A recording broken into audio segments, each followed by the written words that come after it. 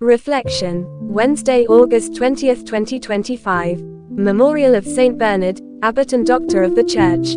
Dear brothers and sisters, today, as we commemorate the memorial of Saint Bernard, Abbot and Doctor of the Church, we are invited to reflect on profound lessons from both the Old Testament and the Gospel. In our first reading from the book of Judges, we encounter the intriguing parable told by Jotham. The trees, seeking a king to reign over them, go to the olive tree, the fig tree, and the vine, each of which declines, realizing the importance of staying true to their purpose. Finally, the trees turn to the buckthorn, which accepts the role with a warning. This story reflects the temptation of power and the consequent risk of being ruled by someone unworthy. Power, when sought for its own sake, can lead to the destruction and undoing of communities, much like the fire from the buckthorn. In this, Jotham warns us to discern wisely whom we choose to follow and whom we allow to lead us. Leaders should enrich the lives of their communities, not seek power for its own sake.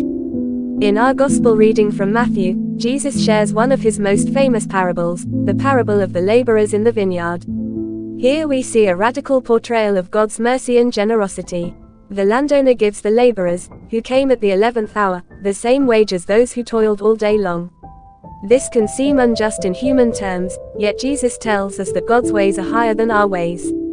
Our human tendency is to measure worth by effort and time spent, yet God's kingdom operates on grace and undeserved kindness.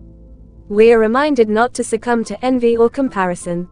Just as the laborers who worked all day must confront their jealousy, we too are challenged to rejoice in God's goodness, whether we see it extended to ourselves or to others.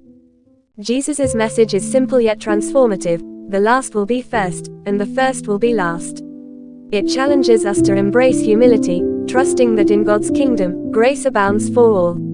This reflection invites us to be grateful for the generosity of God, who calls each one of us into his fold not because we have earned it, but because he loves us without condition.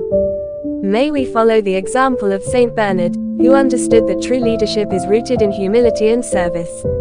Let us strive to be vessels of God's grace, celebrating his generosity in others as if it were our own. Amen. Via Daily Mass Readings app.